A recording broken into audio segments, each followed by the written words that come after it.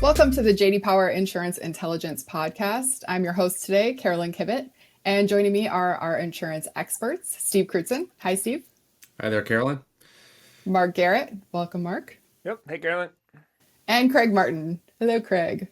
Hello. Good to see everybody. All right, so today we're going to dive into CLV. So just to get us started, Steve, what is CLV, and is it the same for every carrier? Yeah, great question. Customer CLV, it means customer lifetime value. So the concept isn't new, it isn't unique to the insurance space. But what we're trying to measure when we at JD Power measure CLV is how valuable do we expect a given customer and their household to be to their auto insurer or their homeowner's insurer over the lifespan of their relationship with that insurer.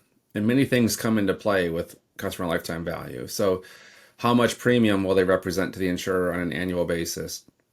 How many years will they be a customer of that insurer? So how likely they are to be retained over the long term? Will they buy other products from the insurer?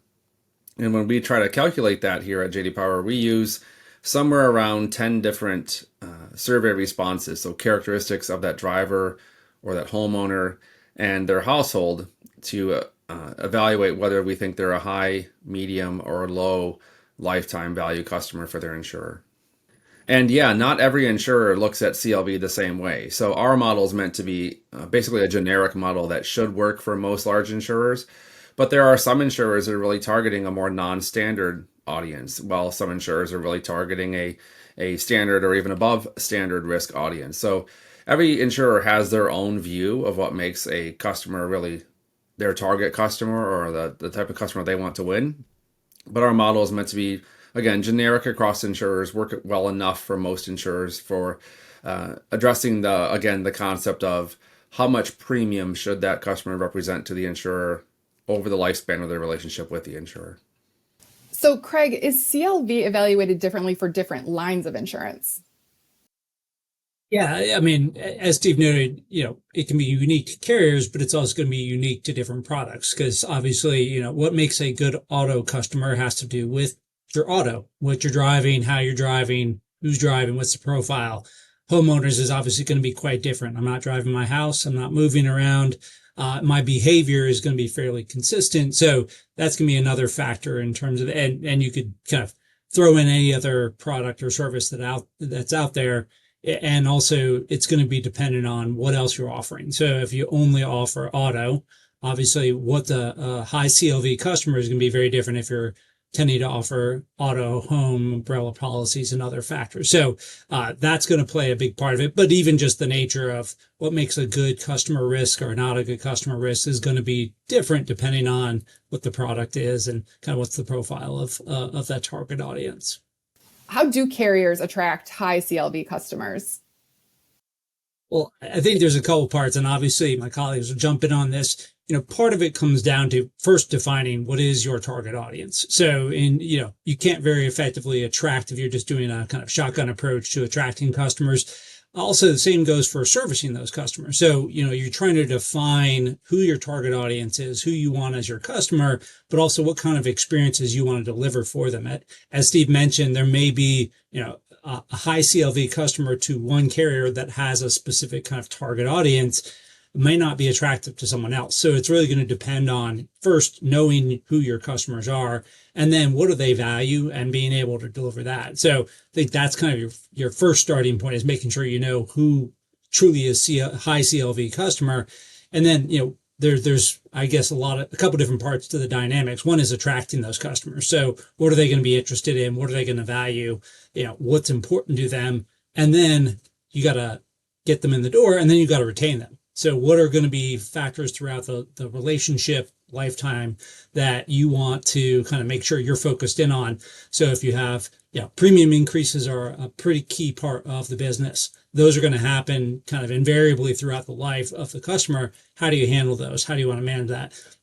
Right now we're seeing pretty high levels in home insurance of premium increases. I mean, you've heard it in the news. So how are you going to handle those? I mean, if all your customers have increases in their homeowners policy, how do you prioritize who you're targeting first and who you're going to talk to and how you're going to kind of position or even kind of try to mitigate some of that increase in price, quote unquote, that's occurring for that customer. Now, Claims would be another piece, and obviously Mark's our expert in claims. So thinking about another part of the key relationship, how do you handle that? How do you manage those events? Obviously, is going to be important to that customer as well. Yeah, absolutely. I think one thing just on a broader perspective, just to come back to maybe Steve talking about how we define CLV. I mean, a side note here is that is a process that we're working on as a company to get alignment between all of our different studies. So I think one of the real interesting things moving forward is we're going to add that CLV content that we have in the auto insurance and the shopping studies into the auto claim study to start in auto claims, and we're going to build it out in home as well. So I think then we'll be able to have a much more holistic point of view around, that customer life cycle and how we see, where customers are in that CLV and that kind of how they're responding to. I think the different levels of service. Claims is obviously the big one. We think of that as that moment of truth, right? That can really make or break the relationship.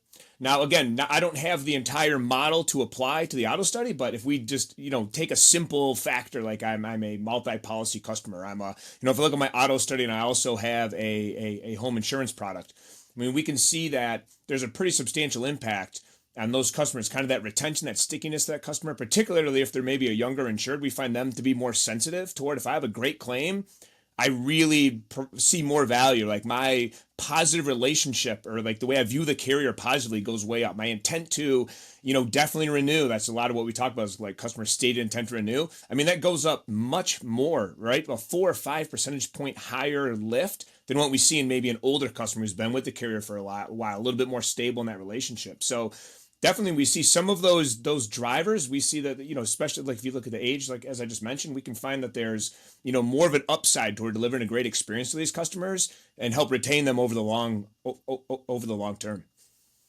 Yeah, and I'd say our data from, as Mark said, we have the data, the questions in the insurance shopping study and the auto insurance study. So if we turn to what those studies are telling us, for shoppers, a high value customer who's out shopping is really not getting a better experience in their shopping journey than is a medium or low value customer. In fact, in many of the KPIs that drive satisfaction with the purchase experience, it's the low value customer who's getting more attention from insurers as a group than the high value customers, which you wouldn't expect to see, right? We're trying to win the high value customers, so say essentially all large insurers right now, but they're, if anything, they're providing the same or a lower level of service during the shopping journey to a high value customer.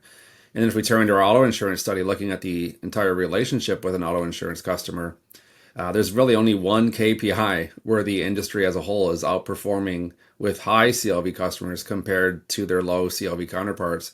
And that's just offering more discounts to them, which of course is a byproduct of that high value customer should qualify for more discounts. So it's almost by default that they get that higher level of service. It's not that the industry is intentionally providing a differentiated service to them. So in both studies, we see there's a great opportunity for carriers to really focus in on who is the high value customer and provide a differentiated experience to them. So if we're not seeing a lot of differentiation in the experience, Craig, how can agents play a role here? I think one of the things that we see is that, agents are key influencers at being an advisor. And so if you think about CLV, you're trying to push something more than price. So that's where the agent really can be a differentiator in the mind of the customer, building trust. But that takes a concerted and targeted effort of having the right discussions at the right time, being able to communicate on these key topics. And right now the data would imply that that's not happening on a consistent basis, or at least not standing out in the customer's mind, as Steve noted in his data. And we've talked a little bit about our model. Steve, can you talk more about what this looks like? Yeah, so I mentioned earlier that it's meant to be basically a generic model that should work for most carriers, especially the larger carriers. We start with some questions we've been asking for many, many years that we use to identify whether the customer is more of a standard risk or non-standard risk. Essentially, if that driver in their household triggers one of 5 different things we're looking for, we would consider them a non-standard risk. And all of those customers are basically treated as a low value customer for that reason alone. And then the standard risks, we use other criteria such as their income, their education, their self-reported credit history, their self-reported driving history, whether they bundle multiple products with their insurer, their tenure with their current insurer, their price sensitivity, and other things to assess whether they're in the high CLV tier or in the medium CLV tier. All right, to wrap up, starting with Mark, can you each give a recommendation on what insurers should do next around customer lifetime value? Yeah. One thing I think that we've always talked to insurance companies about, especially if you have something like a CLV analysis that you have, to kind of score your customers in that book of business. We always think of ways to segment the book, right? I think we've got some traction in talking to carriers around, have people had a claim before is one thing that we've often talked about, right? If you've had a claim or not, do you deliver a different level of service? Do you have some different scripting, right? Do you need to hold their hand a little bit better, explain things better? So if I think about it maybe through that lens, if there's a way to segment that book, if you can have some marker that, hey, this is this high CLV, maybe we need to deliver more kind of white glove treatment. Maybe if it's, how quickly you're responding to people or some way to prioritize, any way you can look at that book of business and kind of flag those customers to make sure that you are, I think delivering that exceptional level of a claim experience, because we often, we see that, like I said earlier, that's that moment of truth. So that's the customers that you want to make sure that you've got, your best foot forward and delivering a great experience to them for sure. Yeah, and I'll just build on that. I mean, if you think about that concept of segmenting and really having a way to score your customer, that also can help drive behaviors at the right time. So, if you know that there's a high CLV customer, you have premium increases, and let's use California as an example. You've got just about everyone's going through a premium increase. You probably can't call everybody. You may not be able to kind of get in touch with a live human, which is typically that optimal way to communicate. So how do you prioritize who gets that phone call? And this is a perfect example where you could be more targeted in your approach and recognize certain groups are going to get this type of communication, an email versus a live phone call. So that can be just a specific example. Think about creative ways that you can use this to drive behavior in the right way, not just a general approach to everyone the same way. Yeah, and I'll take it from the customer acquisition perspective because I work on a lot of our shopping research. I would say it's going back generations, many, many decades. Marketing departments have focused on targeted marketing, so targeting the right audience. That comes into play here, right, with targeting a higher or medium CLV customer more so. And then also, I think when a customer comes to you, you may not have even marketed directly to them, but a customer comes to you through they call your contact center, they reach out to you through an agent or one of your digital channels. How quickly can you identify whether that customer is high, medium, or low CLV in your own view? Because if you recall back to what we discussed a few moments ago, in that shopping journey, the high CLV customer, if anything, is getting a worse experience. They're being offered additional products, for example, less often than a low CLV customer. And in our model, the high CLV customer has an average household income about 3 times that of a low CLV customer. So if you think about which household needs the additional products we offered to them. And right now, the industry is more often offering those additional products to a low CLV customer that has roughly a third of the income of a high CLV customer. So getting better at identifying early in the shopping journey whether you're talking to or interacting with a high, medium, or low CLV customer and treating them accordingly. Great. Thank you. I want to thank all three of you, Steve, Mark, and Craig, for joining us today. Also want to thank Dan, our producer, and thank you to our listeners. We'll see you on the next one.